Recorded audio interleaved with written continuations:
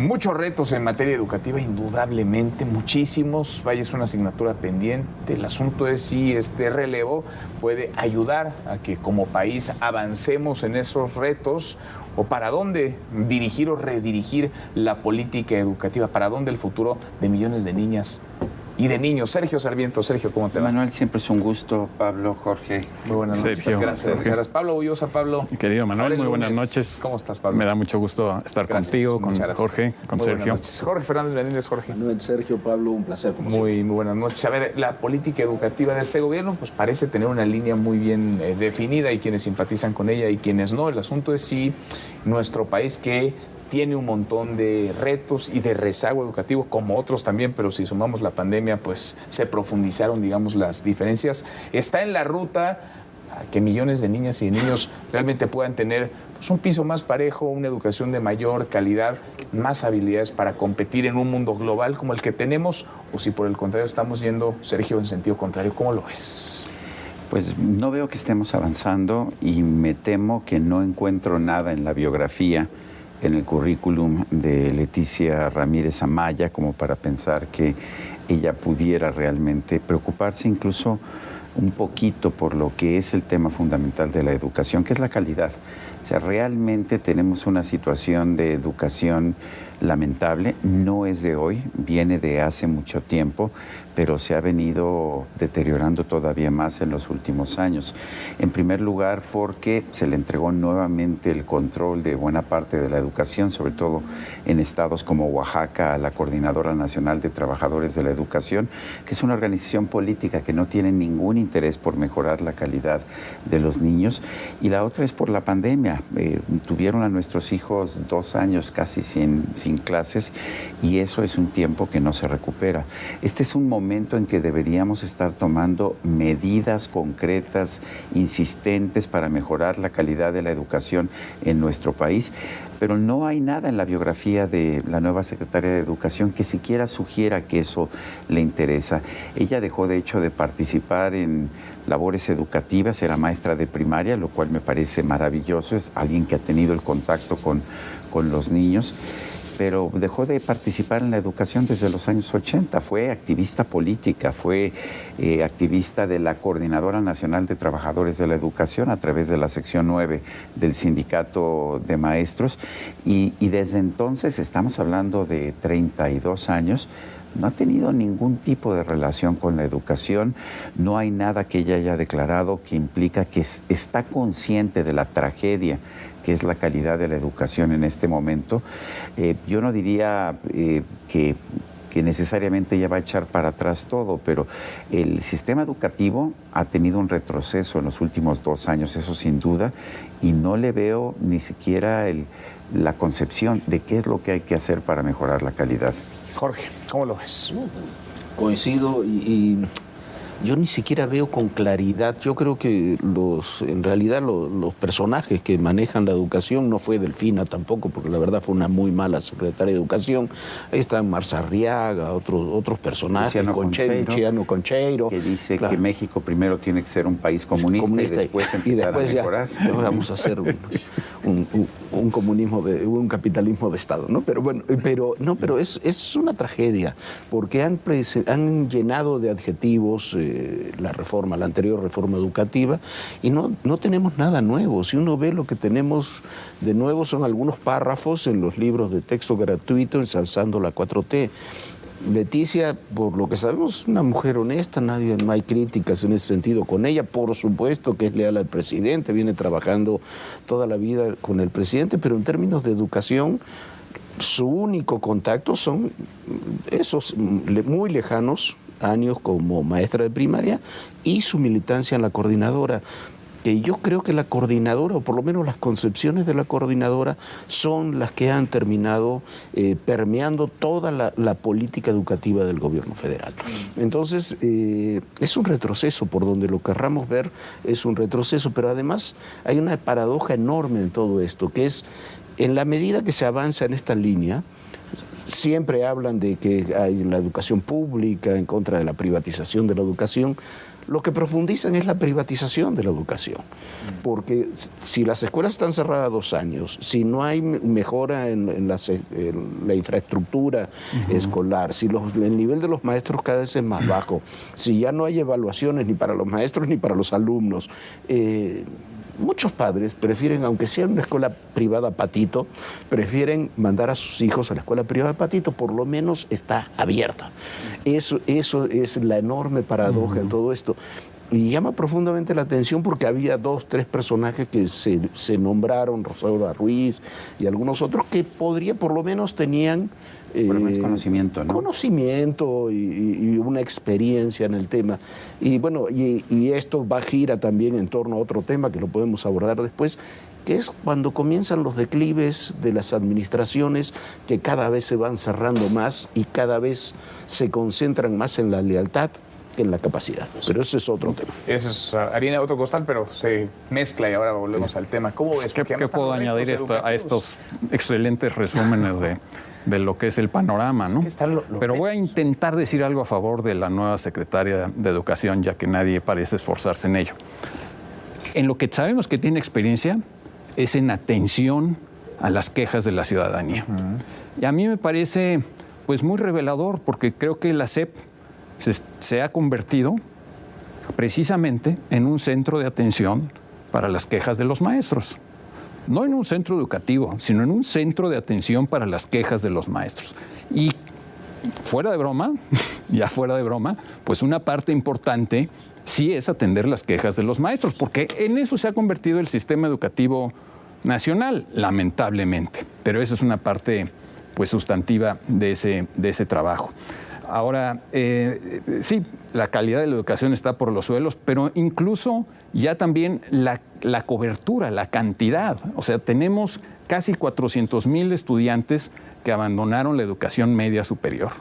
Es un montón. Eso significa que son 400,000 vidas que van a tener peores salarios, con altísima probabilidad van a tener peores salarios, peores empleos, más infelicidad, más sufrimiento, más dolor que podrían evitarse. Pero nadie está haciendo nada para evitar eso. Y eso es lo lamentable. Hace unos días, Marco A. Fernández, un investigador en educación muy importante del TEC de Monterrey y de México Evalúa, hace unos días decía, bueno, lo más probable es que la nueva secretaria, porque ya sabemos que iba a ser mujer y es muy importante que sea mujer seguramente, decía... lo más probable es que venga a administrar la inercia. Y como acaba de señalar Jorge, pues es también lo que pasa a finales de todos los sexenios. Hay una cierta ya inercia de seguir con lo que se ha hecho. Y me gustaría recordar nada más por de formación profesional que el verdadero, o más bien, que el original sentido de la palabra inercia en latín era ignorancia, indolencia, falta de habilidad, falta de destreza, pasividad. Pues sí. Inercia. Ahora, en el centro de la discusión tendrían que estar, más allá de la secretaria y su perfil, pues, tendrían que estar las niñas y los niños, ¿no? Y solemos tocar el tema educativo sin poner en el centro de la conversación ahí hacia ellos, porque hablamos de los maestros, hablamos de los sindicatos, hablamos de los presupuestos que son muy cuantiosos, que pasan por esa secretaría que es muy poderosa. Y las niñas y los niños, como que parecen relegados, ¿no? ¿Cómo van a poder tener voz, cómo van a poder alzar su pensamiento y su palabra si hay de pronto unas cuantas manos que hacen y deshacen, que escriben y tachan, manosean los libros de texto gratuito? ¿Para dónde también el futuro educativo? Bueno, hay que preocuparse por los niños, por supuesto. Perdón que no use lenguajes repetitivos e inclusivos, pero lo que más me preocupa es que incluso los propios niños y los padres no saben el mal nivel de educación que están recibiendo. En las encuestas de opinión que hemos visto, la mayor parte de los padres dicen que sus hijos reciben una buena educación en las escuelas públicas, lo cual es falso. Y sabemos que es falso porque cuando hemos tenido pruebas que nos comparan con otros países del mundo, salimos de manera consistente en los peores lugares del mundo. Sabemos que tenemos un pésimo nivel de educación. Pero perdón, Sergio, eso era incluso antes de la pandemia. Eso era antes de la pandemia. Y después de la pandemia ni siquiera hemos hecho ningún tipo de evaluación, salvo 3 estados. Nos hemos retirado de las pruebas PISA. Sí, bueno, pero salvo Nuevo León, Guanajuato y Querétaro, en ninguna otra parte del país se ha hecho una evaluación de la afectación que provocó la pandemia, perdón. Y además, y esto me parece muy importante, es que lo que no se mide no se puede mejorar. Es así, esa es la regla número 1 de cualquier tipo de institución educativa o administrativa. Si no mides las cosas, no las puedes mejorar. Una atleta olímpica no puede mejorar sus tiempos si no está todos los días tomándose el tiempo y viendo cuál es su paso, cuál es su tranco, dónde está mejor, dónde está peor. La medición es absolutamente indispensable. Y este gobierno lo primero que hizo fue eliminar las mediciones porque las considera molestas. Piensa que es mejor que los niños y los padres no se enteren de cuáles son los problemas que tiene la educación de los pequeños, porque piensan que así tienen una mayor tranquilidad política. Y es falso que la Secretaría de Educación deba estar ahí para darle tranquilidad política a los políticos. No, la Secretaría de Educación debe estar ahí para generar efervescencia, para generar cuestionamientos, para generar dudas. Eso es la educación, es prender un fuego, no es apagarlo. Y eliminar las evaluaciones, lo único que busca es ponernos una venda sobre los ojos para que no entendamos lo mal que está nuestra educación. Y podríamos hablar también de las escuelas de tiempo completo, por ejemplo, y podríamos hablar de una serie, digamos, de políticas que allí estaban y que quizá no eran perfectas, pero vaya, nos aproximaban a condiciones para las niñas. Las escuelas de tiempo completo y los alimentos para los niños en las escuelas eran un gran acierto, fueron un gran acierto. Es absurdo haberlo eliminado. ¿Afecta a los niños? Y en las mediciones se notaba que, eran un gran acierto. No, y afecta a, los niños y para los padres de forma notable, hasta para la economía familiar. Es un sinsentido absoluto. Y volvemos a parte de lo que decía Pablo, se elimina porque sectores del sindicato ligados a la coordinadora no los quieren, esa es la razón. No los apoyaron en Oaxaca en su momento, no los apoyaron en Guerrero, no los apoyan a nivel nacional, esos sectores. Si no recuperamos algunas de esas cosas, la inercia es retroceso, es un retroceso. Y ni siquiera estamos en el mismo lugar donde estábamos en el 18.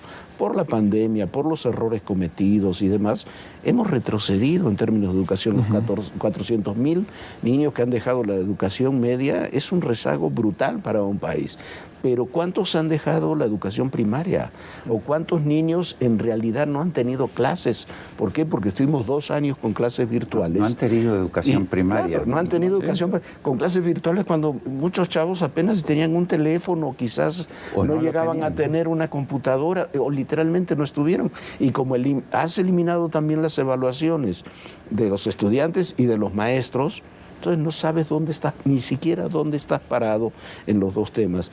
Y luego pones un equipo, no voy a calificar si son honestos, no son honestos, ese es otro tema, pero son incompetentes. En ese tema son incompetentes. E ideológicos, o a lo mejor ideológicos primero y después incompetentes, porque las historias de horror que sabemos de cómo funcionan las cosas en la Secretaría de Educación Pública son terribles. Sí, y con un agregado, con una lógica de separar completamente la educación de los sectores productivos. Entonces, en ningún nivel estás planteando generar estudiantes a todos los niveles que se vayan integrando en su vida a los sistemas productivos. Esta semana la semana pasada se publicó en el Diario Oficial de la Federación el nuevo reglamento del CONACYT que hace que los investigadores que trabajan en escuelas privadas, en colegios privados, ellos no reciben el apoyo de los investigadores. Fuera, ¿no? Bueno, eso, además de ser discriminatorio, es no entender cómo funciona la investigación en cualquier país. Pero hay una cosa ideológica ahí completamente. También, porque tendríamos que estar viendo esta película, digamos, con unos lentes muy amplios, ¿no? El tema educativo, pues tiene sus cosas positivas y negativas en el mundo, pero tendríamos que compararnos con otros países, con lo que se está haciendo en otros sistemas educativos del planeta, y acá estamos al contrario, o sea, parece que estamos aquí viéndonos el ombligo únicamente. Bueno, pero cuando nos comparamos con otros países, pues nos comparamos con países desarrollados, o en general con países capitalistas. A mí me gusta mucho hacer un silogismo respecto a esta cuestión ideológica, ¿no? La premisa mayor o universal es todos los países exitosos son capitalistas, que creo que es indudable. La premisa menor dice yo no México quiere capitalista, yo sería que son países con libertad de libre mercado. Todos los países del mundo exitosos tienen libertad de mercado. La siguiente premisa es México quiere ser, o mi país quiere ser un país exitoso, ¿no? Y la conclusión que mucha gente saca, y que sacan en la SEP, es vamos a hacer políticas educativas anticapitalistas, vamos a hacer retórica anticapitalista, vamos a hacer retórica antilibre mercado, anticompetencia económica, y pues así no pueden funcionar las cosas, ¿me explico? O sea, si estamos educando para detenernos, pues estamos detenidos justamente, ¿no? O sea, estamos tirándonos para abajo, ¿no? Sin duda. Entonces, y no se ve por dónde va a llegar esa sacudida. Ahora, insisto, los niños tendrían que estar en el centro y son quienes quizás están siendo menos escuchados. ¿Para qué sirve hoy una secretaría como la que tenemos? Es decir, ¿a quién le sirve? Porque tiene presupuesto un montón. Intereses que confluyen ahí también. Sindicatos, coordinados que han cada uno aprendido, digamos, los incentivos para sentarse en la mesa, negociar, ganar prebendas, dinero, plazas. Es el centro de atención de quejas para los maestros y más sindicalizados, Manuel. Bueno, no sé si alguien tiene otro. Tanto que si no les pagaron tal bonificación, etcétera. Y un instrumento para campañas políticas y para política. Simplemente, a ver, el paso de Delfina simplemente fue, como secretaria de Educación, fue un paso intermedio para que volviera a buscar la candidatura a la gobernatura del Estado de México. Pero sí, según el gobierno, fue una secretaria que logró muchísimas cosas, fue un éxito. Si esa es nuestra medida del éxito, pues vamos a seguir fracasando siempre. ¿Qué tan exitosa pudo haber sido que vamos por la tercera titular de la Secretaría de Educación Pública en un sexenio? ¿En 4 años? No hemos llegado ni a los 4 años y vamos ya por el tercer titular. Eso es lo que queremos. Queremos que sea una simple oficina en que llega alguien y se queda un año y medio y que administra lo que hay que administrar y después se va para buscar otros cargos políticos, se van de embajadores, se van de gobernadores. Eso es lo que queremos. Me parece muy triste para lo que debería ser el fundamento de la educación en México. Un verdadero hombre pensador de izquierda, Tony Blair, cuando asumió el poder en la Gran Bretaña ya en los años 90, le preguntaron que cuáles eran sus prioridades y dijo educación, educación y educación. Eso es lo que deberíamos estar haciendo, mejorar la calidad de la educación, y estamos haciendo lo contrario, le estamos entregando la Secretaría de Educación a los grupos sindicales, a los grupos políticos que solamente buscan dinero y poder. Sí, y un poco como tú decías, grupos que además están en una dinámica ideológica que va exactamente en sentido contrario de las exigencias del país. El país tiene... Y del mercado. Y del mercado, mundo. pero y sobre todo de nuestra ubicación en el mundo. Sí. ¿No? Pues ojalá le vaya bien, si le va bien. Ojalá que le vaya bien, y vamos a darle el beneficio de la duda, pero no podemos aplaudir lo que en este momento parece una mala decisión. No, y a ver, en el tema educativo, atención, tenemos, que eso depende también de la Secretaría, la sucesión en la UNAM. Sí. Y no hay que perderle la UNAM es un termómetro con los procesos sucesorios presidenciales. Cuando se juntan, siempre es un conflicto. Jorge, gracias. Pablo, Sergio, muchas gracias. Manuel, hasta mañana. Pásenla muy bien.